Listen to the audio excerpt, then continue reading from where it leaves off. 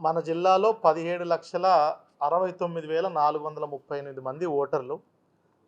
ఇందులో వీళ్ళందరికీ కూడా మనము ప్రతి ఒక్క ఓటర్‌కి ఎన్యూమరేషన్ ఫామ్ డిస్ట్రిబ్యూషన్ చేయడం జరిగింది.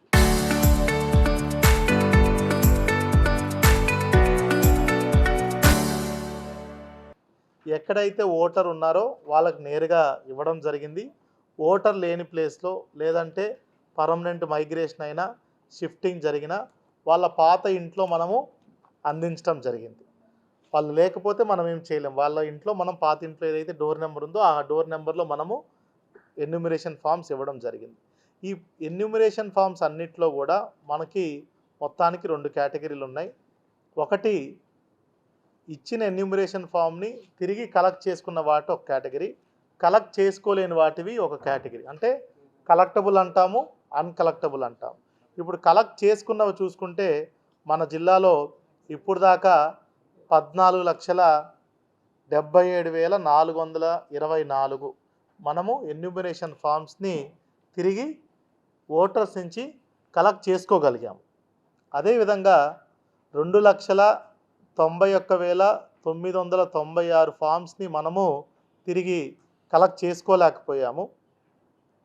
ఇప్పుడు ముందుగా ఈ 14,77,424లో ఏదైతే కలెక్ట్ చేసుకున్నామో దాంట్లో కూడా 2 కేటగిరీలు ఉన్నాయండి. ఒకటి మ్యాపింగ్ జరిగింది, ఇంకోటి మ్యాపింగ్ జరగనివి. మ్యాపింగ్ జరిగిందంటే 2002 ఓటర్ లిస్టుతో ఓటర్ని కానీ, ఓటర్ యొక్క తల్లిదండ్రులు కానీ ఆర్ఎల్స్ గ్రాండ్ పేరెంట్స్ని కానీ మనం మ్యాపింగ్ చేసుకోగలిగినట్టయితే అది మ్యాపింగ్ కేటగిరీ కింద ఉంటుంది. అదేవిధంగా 2002తో మనం అసలు ఎవరితో కూడా మ్యాపింగ్ చేయలేకపోతే అది అన్మ్యాప్డ్ కేటగిరీ కింద వస్తుంది.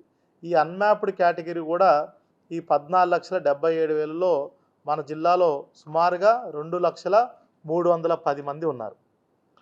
ఈ 2 లక్షల మంది కూడా మసాయిదా జాబితాలోకి డ్రాఫ్ట్ ఎలక్టరల్ రోల్లోకి ఆటోమేటిక్గా వచ్చేస్తారు. వాళ్ళదే మనము ఓటు తొలగించేదైతే ఏమి ఉండదు. మ్యాపింగ్ జరగకపోయినా కూడా వాళ్ళందరూ డ్రాఫ్ట్ ఎలక్టరల్ లిస్టులోకి వస్తారు.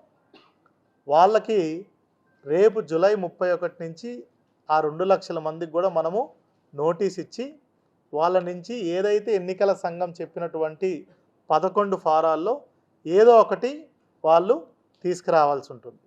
ఒకవేళ 87 సంవత్సరం కంటే ముందు పుట్టుంటే కేవలం వాళ్ళది మాత్రమే తీసుకురావాలి. 87 సంవత్సరం నుంచి 2004 సంవత్సరం వరకు పుట్టినట్టుంటే వాళ్ళ దాంతోపాటు తండ్రి లేదా తల్లి గారిది ఎవరిదొకరిది వాళ్ళు ఆ 11 ఫారాల్లో ఒకటి తీసుకురావాలి. 2004 తర్వాత జన్మించినట్టు వాళ్ళ ఇదందరికీ వాళ్ళ దాంతోపాటు తల్లిది ప్లస్ తండ్రిది టోటల్గా ముగ్గురిది కూడా ఆ ఇచ్చినటువంటి 11 ఫామ్స్లో ఏదో ఒక ఫామ్ని తీసుకురావాల్సి ఉంటుంది. సో ఇది కేటగిరీ. ఈ 2 లక్షల మందికి కూడా మనందరం నోటీసులు ఇచ్చి ఫామ్స్ వచ్చే జూలై 31 తారీఖు నుంచి నెల రోజుల పాటు టైం ఇస్తాం. ఆ నెల రోజుల్లో మనం కలెక్ట్ చేసుకోవడం జరుగుతుంది. సో ఇది ఏదైతే ఫామ్స్ తిరిగి వచ్చిన వాటి గురించి. ఫామ్స్ తిరిగి రానివి 2,91,996 ఉన్నాయి. ఇందులో చూసుకున్నట్టయితే నియోజకవర్గం వారీగా సూళ్ళూరుపేటలో 27,842, వెంకటగిరిలో 36,908, కోడూరులో 26,281, చంద్రగిరిలో 52,491, తిరుపతిలో 91,854, కాళహస్తిలో 33,328, సత్యవేడులో 23,292. ఇవన్నీ కూడా వీటిని మనం ఏమంటామంటే ఆబ్సెంట్. ఈ 2,91,996 ఏంటంటే ఇవన్నీ కూడా చనిపోయిన కేసులు, డబల్ ఎంట్రీలు, ఆబ్సెంట్ అంటే అసలు అక్కడ వాళ్ళు ట్రేసే కాకపోవడం, ఎవరికి తెలియదు వాళ్ళు ఎక్కడున్నారో, చివరిగా షిఫ్ట్ అయిపోయిన వాళ్ళు, ఇక్కడి నుంచి వేరే ఊరికి షిఫ్ట్ అయిన వాళ్ళు, వీళ్ళందరినీ కూడా మనకు రేపు డ్రాఫ్ట్ రోల్లో సపరేట్గా ఏఎస్డిడి లిస్ట్ అంటాం. Absent, shift, death, duplicate list అంటాము. అన్కలెక్టబుల్ లిస్ట్ కూడా. అంటే వీళ్ళందరూ తిరిగి మనకేమి ఎన్యూమరేషన్ ఫామ్స్ ఇవ్వలేదు. సో కనుక ఈ 2,91,000 వీళ్ళందరినీ కూడా సపరేట్ లిస్ట్లో రేపు ఫైనలైజ్ చేయడం జరుగుతుంది. ఈ 2,91,996లో జూలై 31 నుంచి ఆగస్టు 30 లోపు వీటి మీద ఎవరన్నా వాళ్ళే వచ్చి అబ్జెక్షన్ ఇవ్వచ్చు.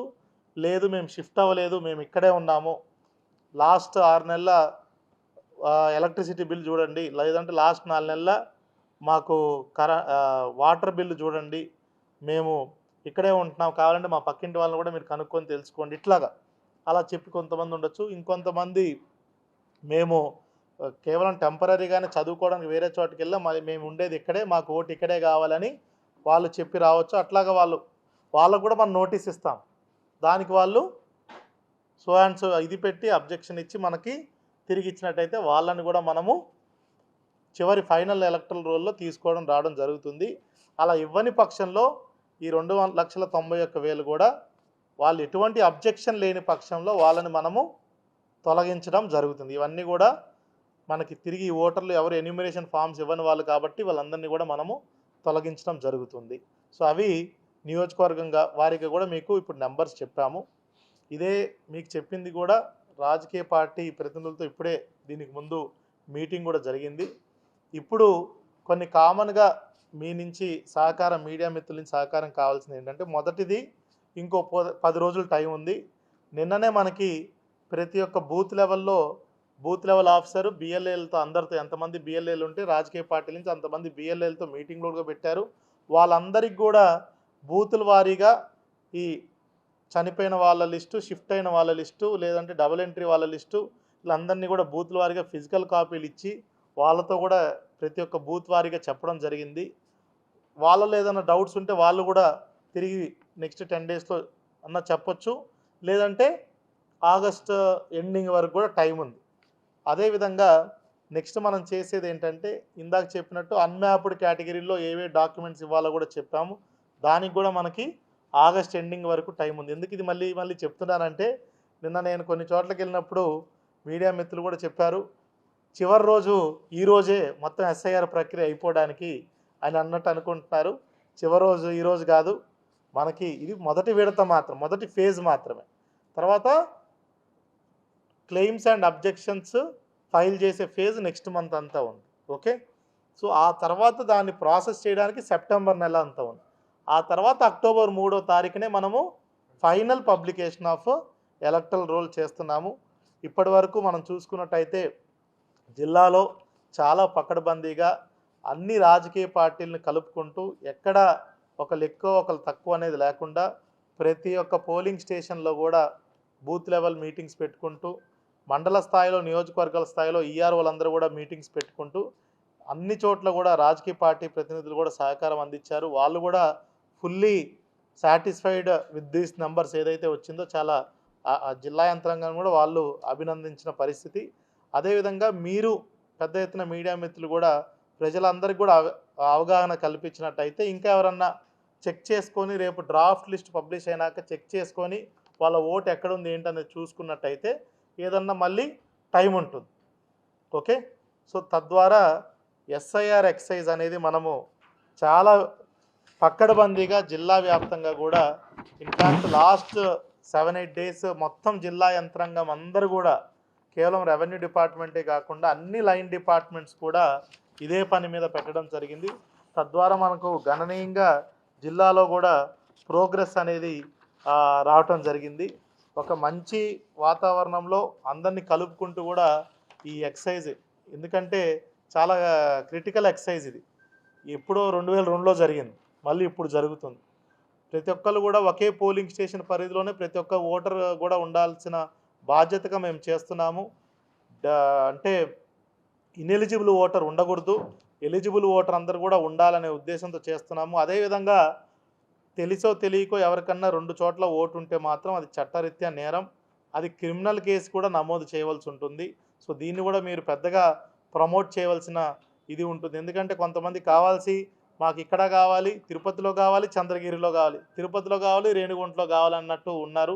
అలాంటి వాళ్ళు మా దృష్టికి వస్తే మాత్రం ఖచ్చితంగా క్రిమినల్ కేసు అలాంటి వాటి మీద కూడా ఫైల్ చేయడానికి కూడా జిల్లా యంత్రాంగం వెనకాడదని కూడా మీడియా ద్వారా తెలియజేయడం జరుగుతుంది.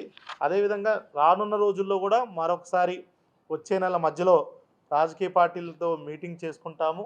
మీడియాతో కూడా అప్పుడు కూడా మరొకసారి మీటింగ్ చేయడం జరుగుతుంది. సో ఇదంతా కూడా అందరికీ ఎటువంటి డౌట్స్ లేకుండా, ఎటువంటి ఇబ్బందులు లేకుండా మనము ఈ ఎస్ఐఆర్ ఎక్సర్సైజ్ అనేది మొదటి అంకం మనము పూర్తి చేసుకోవడం జరిగింది. ఈ తర్వాత మీకు ఏదైనా డౌట్స్ ఉంటే మీరు అడగొచ్చు, దాన్ని I will respond. Thank you. మనం ఏంటంటే ఇప్పుడు మీరు కూడా గమనించుంటారు, హెల్ప్ డెస్క్లు ప్రతి పోలింగ్ స్టేషన్ పరిధిలో మనం పెట్టడం జరిగింది. అండ్ ఇలా ఓల్డ్ ఏజ్ వాళ్ళకి వీళ్ళకి స్పెషల్గా మేమే మరొకసారి 2-3 సార్లు కావాలంటే ఇంటికి వెళ్ళి పరిష్కారం చేస్తాం. ఇప్పుడు చూసుకుంటే లాస్ట్ 1 మంత్లో ప్రతి ఇంటికి మినిమం 3 సార్లు అయితే వచ్చారు. ఈ నెక్స్ట్ 45 డేస్లో ఇంకో 1-2 టైమ్స్ ఖచ్చితంగా కూడా మనం ఇంటింటికి పంపించేది చేస్తాము. ఒకవేళ మీ దగ్గర రాకపోతే అంటే మీ ఓటు ఎక్కడుందో ఒకసారి మీరు చెక్ చేసుకోవాలి. ఖచ్చితంగా వచ్చారండి, అందరు బిఎల్ఓలు వచ్చారు. నాకైతే ఇన్ఫ్యాక్ట్ పొలిటికల్ పార్టీ మీటింగ్లో అన్ని రాజకీయ పార్టీలు కూడా అదే అన్నారు. అందరు బిఎల్ఓస్ మాత్రం they have come done good job ఉంది. Yes good another good suggestion. అది కూడా ఆగస్ట్ 31 నుంచి ఫామ్ 8 ద్వారా పెట్టుకొని పేరు కానీ ఆధార్ కార్డులో ఉన్న పేరే రావాలనుకుంటే అది కూడా నెక్స్ట్ మంత్ చేసుకోవచ్చు. అది కూడా మనం బిఎల్ఓల్ని సెన్సిటైజ్ చేయడం జరుగుతుంది. నేమ్ కరెక్షన్ కానీ అందరూ ఒకే పోలింగ్ స్టేషన్లోకి వచ్చే విధంగా కానీ, అదేవిధంగా మనకి కొత్త ఓటర్స్ ఫామ్ 6 కానీ ఇవన్నీ కూడా ఆగస్టులో, అదేవిధంగా మ్యాపింగ్ అవ్వని కేసులు కూడా నోటీసులు ఇచ్చి మ్యాపింగ్ చేసుకోవడం. అదేవిధంగా ఇప్పుడు ఏదైతే ఈ 2,90,000 ఉన్నాయో వాళ్ళలో కూడా ఏదన్నా అబ్జెక్షన్ ఫైల్ చేయాలన్నా ఆగస్ట్ మంత్లో లాట్ ఆఫ్ మనకి యాక్టివిటీస్ ఉన్నాయి. ఓకే, రికార్డు మనకి రెసిడెన్స్ కింద అసలు తీసుకోం. It is only identity proof. మనకి ఏదైతే 11 డాక్యుమెంట్లు ఉన్నాయో దాంట్లోంచే ఇవ్వాలి. ఆ 11 డాక్యుమెంట్లు కూడా మనం చూసుకొచ్చినట్టయితే జస్ట్ క్విక్గా చదువుతాను. ఏదన్నా గవర్నమెంట్ ఐడి కార్డు, అదేవిధంగా 1987కి ముందు ప్రభుత్వంచే ఏదైనా ఇచ్చినటువంటి ధృవీకరణ పత్రం కానీ లేదంటే గుర్తింపు కార్డు, ఇది కూడా మీకు గ్రూప్లో షేర్ చేస్తాం. ఓకే, అదేవిధంగా సంబంధిత అధికారి నుంచి జారీ చేసినటువంటి జనన ధృవీకరణ పత్రం, బర్త్ సర్టిఫికెట్, పాస్పోర్ట్, లేదంటే మెట్రికులేషన్ ఆర్ విద్యా ధృవీకరణ పత్రం, ఎస్ఎస్సి 10th క్లాస్ కానీ ఇది, లేదంటే శాశ్వత నివాస ధృవీకరణ పత్రము, ఓకే, అటవీ హక్కుల ROFR పట్టా కానీ, లేదంటే క్యాస్ట్ సర్టిఫికెట్ కానీ, లేదంటే ఏదైనా చట్టబద్ధమైన పరిపాలన నిబంధనల క్రింద ప్రభుత్వ అధికారులచే నిర్వహించబడే కుటుంబ రిజిస్టర్, ఇదంతా మన హౌస్ టు హౌస్ మనం సర్వే చేసాము దానికి సంబంధించి, లేదంటే ఇంటి స్థల నివేశన పత్రం, పొజిషన్ సర్టిఫికెట్ కానీ. ఓకే, వీటిల్లో ఏదైనా ఆధార్ కార్డు మాత్రం కేవలం ఐడెంటిటీ కోసమే, it is not a proof. So ఆ పైన ఆధార్ కార్డు కాకుండా పైన 11 ఉన్నాయి కదా, వాటిల్లో ఏదో ఒకటి తీసుకొని ఇవ్వాలి. నాకు తెలిసి మన వాళ్ళ దగ్గర వీటిలో ఏదో ఒకటి ఉంటుంది. ఓకే, డౌటే లేదు. అందరికీ నమస్కారం. తిరుపతి జిల్లాలో స్పెషల్ ఇంటెన్సివ్ రివిజన్ సంబంధించి అప్డేట్ ఇవ్వడానికి మీడియా మిత్రులందరినీ కూడా ఈరోజు పిలవడం జరిగింది. మనకు ఏదైతే డోర్ టు డోర్ క్యాంపెయిన్ చివరి రోజు జూలై 14, దాన్ని కొద్ది గంటల క్రితమే మనకి ఎలక్షన్ కమిషన్ ఆఫ్ ఇండియా మన ఆంధ్ర రాష్ట్రానికి రివైజ్డ్ షెడ్యూల్ ఇచ్చున్నారు. అది కూడా మీకు అందరికి కూడా కమ్యూనికేట్ చేశాము. ఏదైతే 14th వరకు ఉన్నటువంటి డోర్ టు డోర్ విజిట్ కాస్త ఇప్పుడు జూలై 24th వరకు ఎక్స్టెండ్ చేయటం జరిగింది. అదేవిధంగా డ్రాఫ్ట్ పబ్లికేషన్ అంటే మసాయిదా జాబితా voters list draft electoral publication మనకి జూలై 31న చేయబోతున్నాము. జూలై 31 నుంచి ఆగస్టు 30 వరకు అంటే నెల రోజుల పాటు డ్రాఫ్ట్ మీద క్లెయిమ్స్ అండ్ అబ్జెక్షన్స్ తీసుకునేటువంటి phase. So July 31 to August 30th 1 month period, it is called period for filling or filing claims and objections. తర్వాత జూలై 31 నుంచి సెప్టెంబర్ 28 వరకు కూడా మనము డిస్పోజల్ ఏదైతే క్లెయిమ్స్ అబ్జెక్షన్స్ వచ్చిన వాటి మీద డిస్పోజ్ చేయడానికి మనకి టైం పీరియడ్ సెప్టెంబర్ 28 వరకు. అక్టోబర్ 3 మనకి ఫైనల్ పబ్లికేషన్ జరుగుతుంది. So this is the new SIR schedule in the state of Andhra Pradesh. So ఇప్పుడు మనం చూసుకున్నట్టయితే గడిచిన నెల రోజులు కూడా జిల్లా యంత్రాంగం మొత్తం బిఎల్ఓస్ నుంచి సూపర్వైజర్స్ నుంచి అడిషనల్ ఏఈఆర్ఓలు అంటే తహసీల్దార్స్ అండ్ మున్సిపల్ కమిషనర్స్, అదేవిధంగా ఈఆర్ఓ ఎలక్ట్రల్ రిజిస్ట్రేషన్ ఆఫీసర్స్ అంటే నియోజకవర్గానికి ఉన్నటువంటి ఈఆర్ఓలు, అదేవిధంగా జిల్లాలో నాతో పాటు నేను, జాయింట్ కలెక్టర్ గారు, డిఆర్ఓ గారు, మిగతా యంత్రాంగం అంతా కూడా పూర్తిగా ఎస్ఐఆర్ మీద శ్రద్ధ పెట్టి జిల్లాలో మనము చాలా పెద్ద ఎత్తున ఎస్ఐఆర్ని చేయడం జరిగింది. లాస్ట్ 1 మంత్లో కూడా 2 సార్లు పొలిటికల్ పార్టీ మీటింగ్స్ కూడా పెట్టడం జరిగింది. అదేవిధంగా నా స్థాయిలో, అదేవిధంగా బిఎల్ఓ స్థాయిలో కూడా booth level officers, booth level ఏజెంట్స్తో 2 సార్లు మీటింగ్ పెట్టడం జరిగింది. అదేవిధంగా విస్తృతంగా మనము అవేర్నెస్ క్యాంపెయిన్లు తీసుకెళ్ళి ప్రతి ఒక్క డోర్ టు డోర్ యాక్టివిటీలో భాగంగా ప్రతి ఒక్క ఇంటికి మన బిఎల్ఓలు వెళ్ళి ప్రతి ఒక్కరికి ఎన్యూమరేషన్ ఫామ్స్ అందించడం, అది ఎన్యూమరేషన్ ఫామ్స్ ఎట్లా నింపాలనేది కూడా వాళ్ళకి ఎక్స్ప్లెయిన్ చేయటం, నింపిన ఫామ్స్ని వెనక్కి తీసుకొని వాటిని కూడా డిజిటైజేషన్ ఎలా చేయాలనేది కూడా చేయటం. మనం చూసుకున్నట్టయితే ఇప్పుడు 100% కూడా మన జిల్లాలో ఎన్యూమరేషన్ ఫామ్స్ అన్నిటిని కూడా డిస్ట్రిబ్యూట్ చేసి ఇవాల్టితో 100% కూడా డిజిటైజేషన్ కూడా కంప్లీట్ చేయటం జరిగింది. ఇప్పుడు వీటిల్లో ఏ శాతం మేరకు నియోజకవర్గం వారీగా ఎలా చేశామనేది కూడా ఒక్కసారి క్విక్గా మీకు చూపించడం జరుగుతుంది.